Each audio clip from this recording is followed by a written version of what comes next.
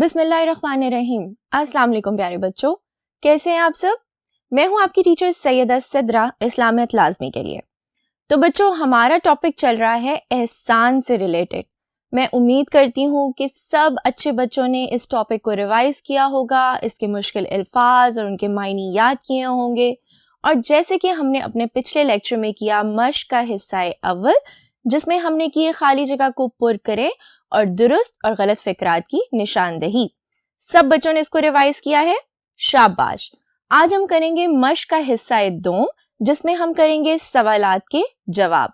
चलिए बोर्ड की तरफ चलते हैं और आज की मश्क शुरू करते हैं। हाँ जी, तो प्यारे बच्चों, जैसे कि मैंने आपको बताया, याद दिलवाया कि हमारा टॉपिक चल रहा है एहसान। आज हम करेंगे उसका सवाल नंबर 3, जो कि है सवालात के जवाब लिखिए।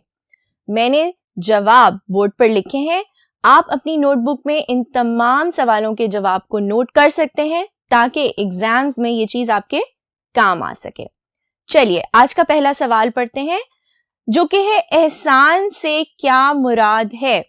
हाँ जी, तो बच्चों, मैंने अपने पिछले लेक्चर में आपको एक्सप्लेन किया था कि एहसान से क्या मुराद है। कुछ याद है? बिल्कुल, एहसान से मुराद है कि किसी पर मेहरबानी करना, किसी को फायदा पहुंचाना, भलाई का बदला भलाई से देना। चलिए इसका जवाब भी देख लेते हैं, जो कि है एहसान से मुराद ये है कि हम भलाई का बदला भलाई से दें और बुराई करने वाले को माफ कर दें और इससे भलाई करें। यानी अगर हमें किसी पे बहुत ज्यादा गुस्सा आ रहा है, ठीक है, आपका कोई बहुत बेस्ट फ्रेंड है और उसने कोई गलत बात कर दी है और आपको उस पर बहुत ज्यादा गुस्सा आ रहा है, आप उससे लड़ाई करना चाह रहे हैं, लेकिन हमने उनसे लड़ाई नहीं करनी, हमने उनको माफ कर देना है। क्योंकि अगर हम उनको माफ करेंगे तभी अल्लाह ताला हमसे खुश होंगे ना बच्चों। तो इससे पता चलता है कि एहसान से क्या मुराद है, जब आप किसी को माफ कर देते हो और भलाई का बदला भलाई से देते हो।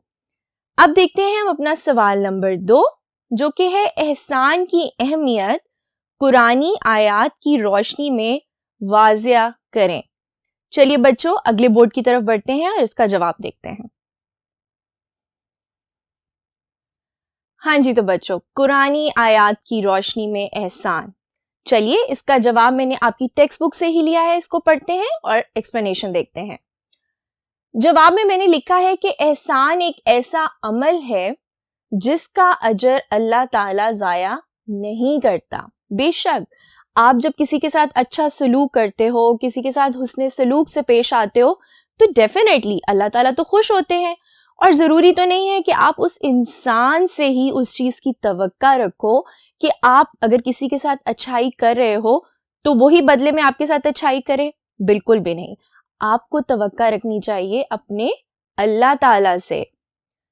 फिर है जी, अल्लाह ताला फरमाता है, एहसान का बदला एहसान के सिवा और क्या हो सकता है। बेशक अगर आप किसी पे एहसान कर रहे हो या कोई आप पर एहसान कर रहा है, तो कोशिश करो कि आप भी उसका बदला एहसान से ही दो, अल्लाह ताला को खुश करो। एक और मकाम पर कुरान मजीद में अल्लाह ताला फरमाता है, और एहसान करो, बेशक अल्लाह ताला एहसान करने वालों से मोहब्बत करता है। बेशक जैसे कि हमने पढ़ा था कि अल्लाह ताला ने एहसान करना हर शय पर फर्ज किया है, ख्वाह वो इंसान हो या जानवर हो। अल्लाह ताला उस इंसान से बहुत खुश होते हैं जो दूसरों के साथ भलाई करते हैं, दूसरों पे मेहरबानी करते हैं।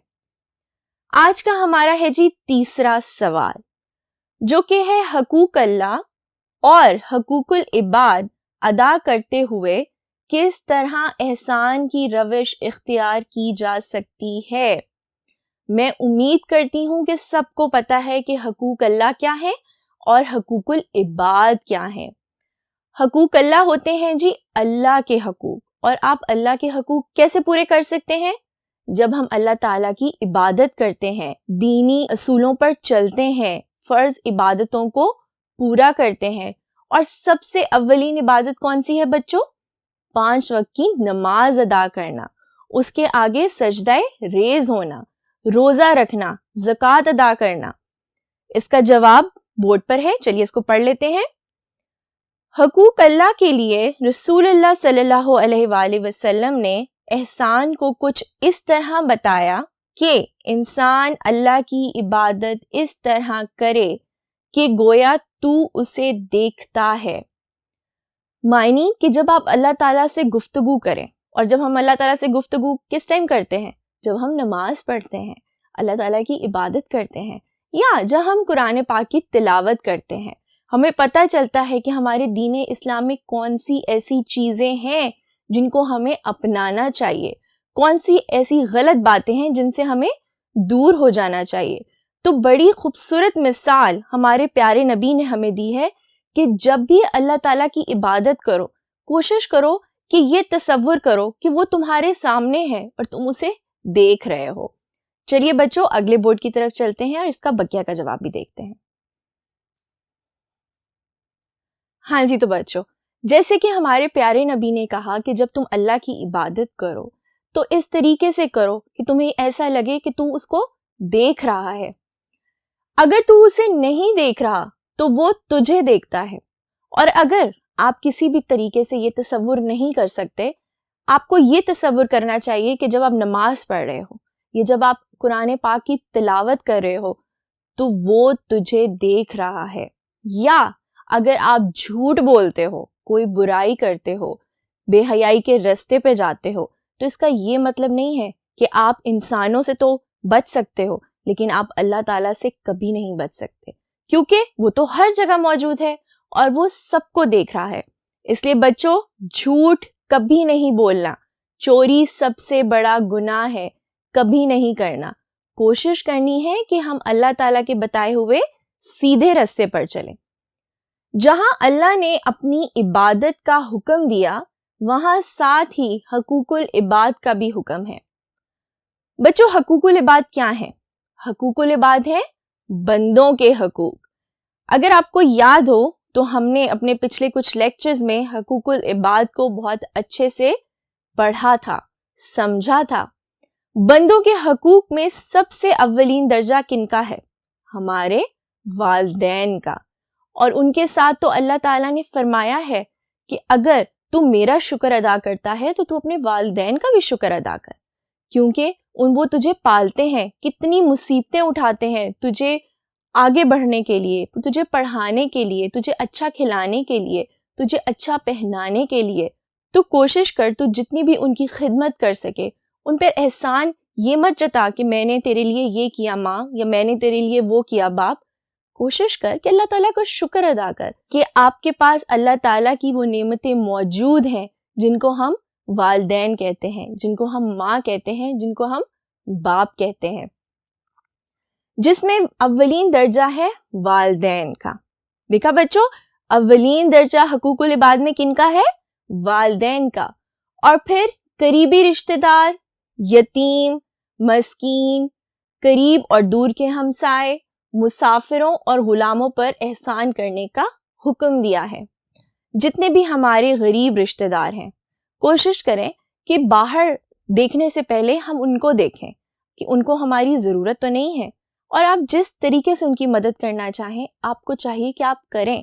جس طرح کی بھی مدد ان کو چاہیے ان کو وہ مدد پہنچائیں. پھر ہیں جی یتیم.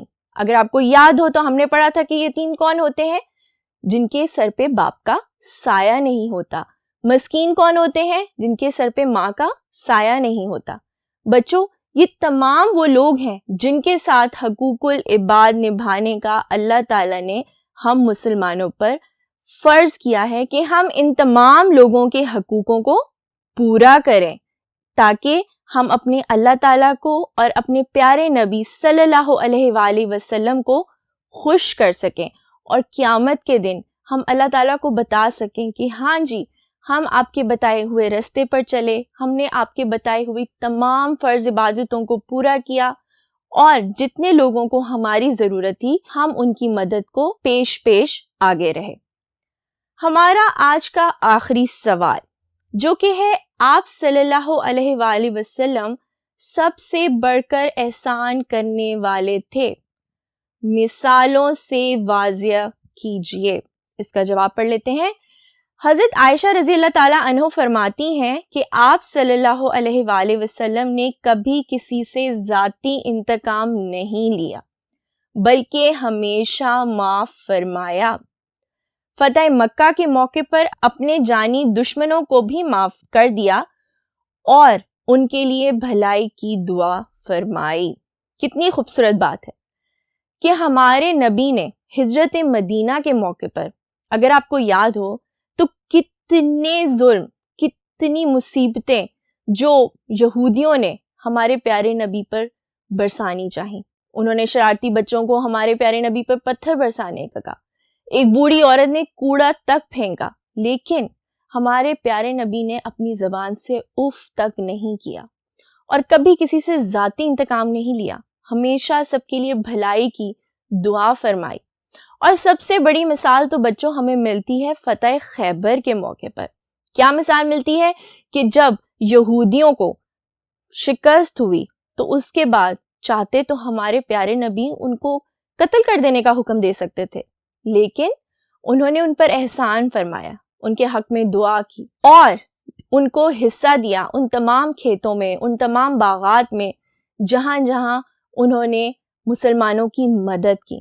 تو بچوں کیوں نہ، اگر ہمارے پیارے نبی اتنا احسان یہودیوں پہ، کافروں پہ کر سکتے ہیں تو ہم تو انہی کی امت ہیں۔